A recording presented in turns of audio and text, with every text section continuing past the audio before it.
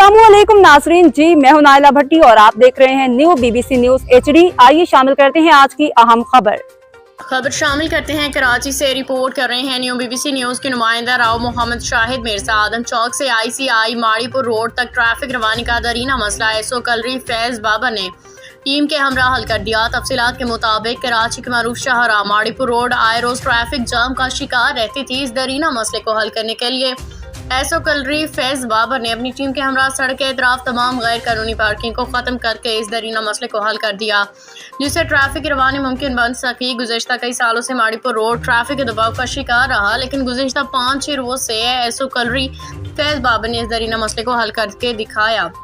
SO kalari Faiz Babar एक फर्शनास officer हैं जिन्होंने अपनी टीम के हमरा शेरशाह से कराची पोर्ट तक आने जाने वाली शाहरा को ट्रैफिक रवानी के लिए मुमकिन बनाया।